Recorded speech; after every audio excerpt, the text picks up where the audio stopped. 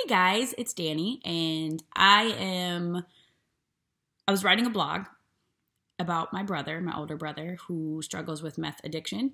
And after I wrote it, I realized, yeah, you could read it and you could understand, but sometimes telling the story, I'm a better storyteller. So I'm going to read it and kind of interject some different things. Just listen and feel it, hopefully. Facebook is real good at reminding you of some things you don't want to be reminded of, right? Oh, hey, remember that marriage you used to be in? Bam! Picture of your wedding day all those years ago. Remember that friend you used to have that did you dirty as hell? Here's a picture of the night you stayed up all night laughing and crying together. Oh, hey, remember that brother you try not to think about? Bam! Video of him giggling in the park with your mom. I miss my brother. I don't want to miss him. I don't want to think about him, but I do. How do you unlearn to love someone who shares your DNA? My brother is not dead, but he is definitely not alive. Meth has stolen my brother from me. Meth has changed my brother physically, emotionally, and mentally. He believes I'm a part of the Illuminati. I don't even exactly know what the Illuminati is. He believes he's the subject of a TV show, that people are watching his every move. Yes. Like the Truman Show. Like if you've seen the movie, that's what he thinks he's living. He talks to the television, and I mean full-on conversations with the TV as if it's responding to him, but nothing is talking to him. In the beginning, when some of this was happening, I laughed. I didn't understand that meth was chemically changing his brain. It made him a totally different person, a person who I cannot be around. He has stolen, lied, cheated. He has done some unspeakable things. Unspeakable. And I try really hard to figure out how all of this could have started. There isn't a day, even on my worst day, where meth would be something I would be down to try. Like, hey, what you got going on? You want to do some meth? Yeah, no, that's not for me. Not going to do that. Not today, not tomorrow, not never. I would try some things. Meth would never be one of them. He did, though, and then he couldn't stop it. I watched him change. First, his body changed, then his face, and then the very characteristics that made him who he was, I watched them change too. I did everything. I did interventions. I prayed. I cried. I hated. I loved. I failed. Because it wasn't my battle. It was his. And I couldn't fight for him even if I wanted to. It's like a death. I prayed. I cried. I did everything. But I couldn't be around him because I can't trust him. Because I'm scared of him. Because I don't like him anymore. And because I know the unspeakable things that he has done. I'm 33 though, and he was my first friend. He was a built-in friend. I was born and automatically I had this protector, this person who automatically loved me and watched over me, and he was really good at it too. He scared the shit out of numerous ex-boyfriends. He really did. That Facebook video fucked me up, clearly. He wasn't even in it visually. It was just the sound of his voice. He was pointing the camera at our mom. She's playing in the park, trying to mend her broken heart after the death of her fur baby. And my mom is amazing, so she has this heart of a young person. So she's literally swinging from one end of this thing to another. She jumps on it and she's swinging down. And he's laughing. And I hear it, this burly laugh, and I know instantly who it belongs to. It's my brother. And I can't see him, but I know that his eyes are not the same. They're not the eyes that I used to know. And I know his body is ravaged with years of drug abuse and addiction. And I know that his spirit is drowning or maybe even dead. So fuck you, Facebook, because I was doing good. I was unlearning my love for him, and then here you come. I took him to my therapist once because if anybody can speak some sense into somebody, it's Beth. God bless her. And I really thought that Beth could help him. At best, she would convince him to go into treatment. And at least she could tell me if he was playing the shit out of me because he has sociopathic tendencies and he's good at screwing people over, even the people he loves. Beth told me the damage seemed to be done, that his brain was irreversibly changed. And I'm so mad at him. He watched his friends die around him. He literally had a friend who was so gone off something, he believed he was a potato chip. The friend kept saying, "I am a potato chip. If you touch me, I will break." The story goes something like this. They were all getting extremely high off of who knows what, my guess, meth, acid, I don't know.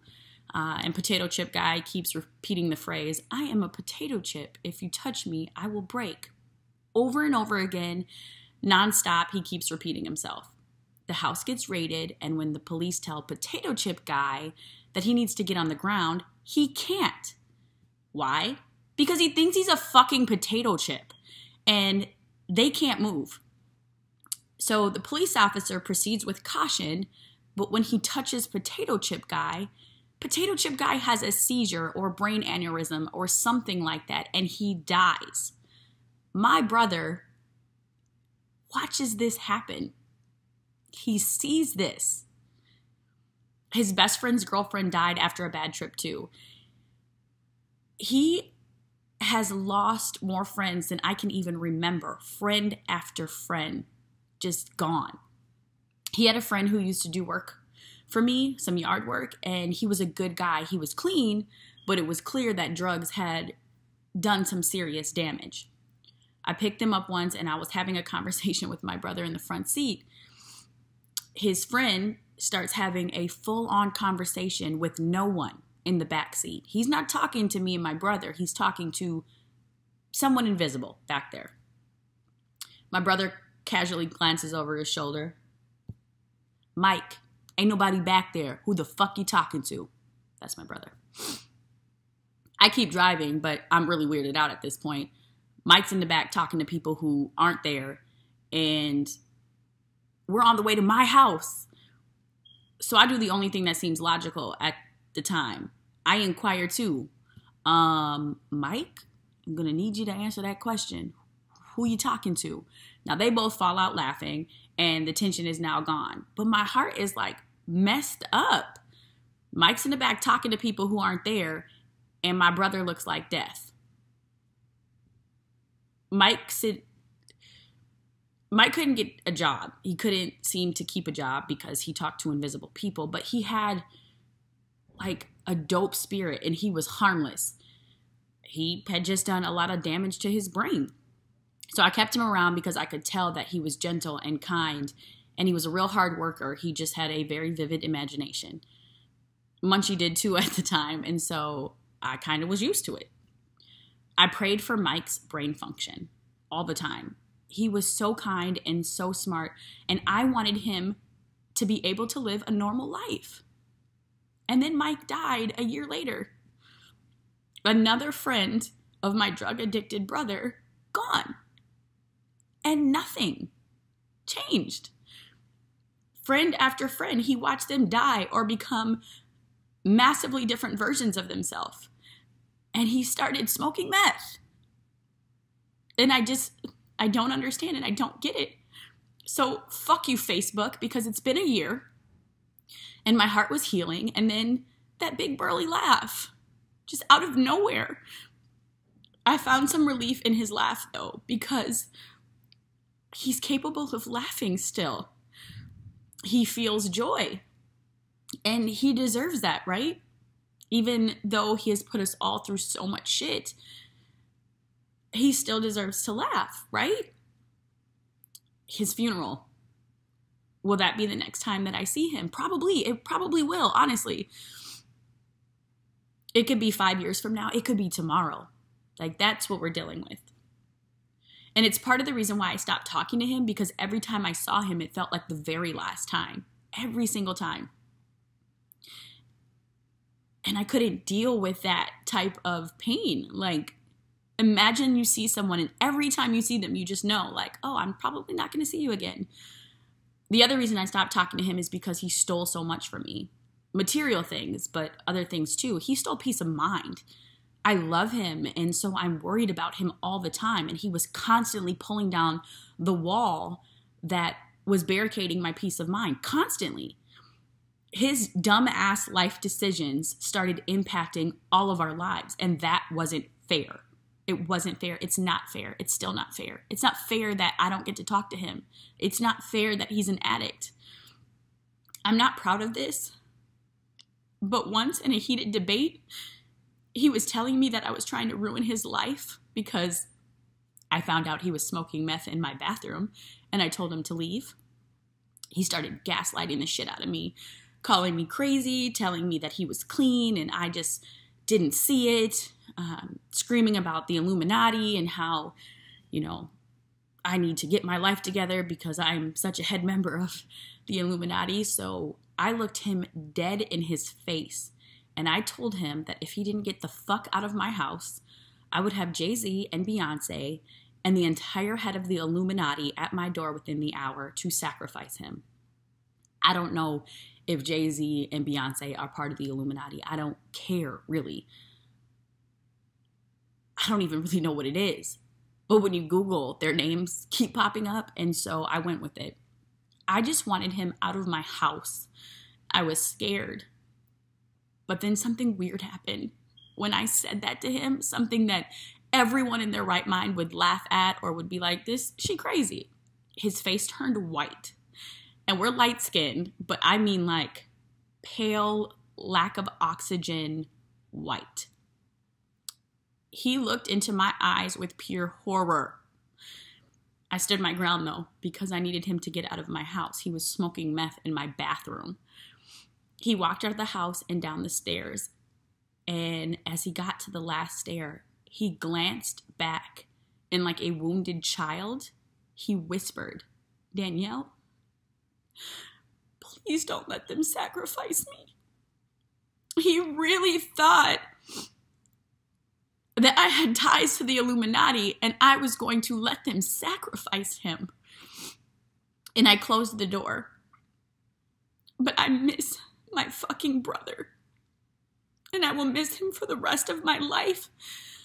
But who he is, I don't know that person. So for the love of God, Facebook, keep his beautiful, burly laugh to yourself. I cried after I closed the door, and I obviously cried while I was writing this, because I knew it would be the last time or one of the last times I would ever see him. It dawned on me, though, that as much as I miss him, he probably misses the old him more. And that's addiction. Because he's so trapped and he's so stuck in something that has a hold of him, and he cannot let go. He cannot save himself. And I can't save him, and it is killing me. So I am sending massive amounts of prayers to the people who are struggling with addiction, who cannot live their best life because something has grabbed a hold of them, and it is so awful, and it will not let them go. And I am praying for the people that love them, because addiction does not just impact the person, does not just impact the addict. It changes the lives of everyone who loves them, and it's fucking awful. So pray for the people in your lives, the ones that you're mad at, the ones that you can't believe they chose addiction. They're not choosing that. Nobody would. Send them prayers and send them love, because it just might be the last time that you ever see them.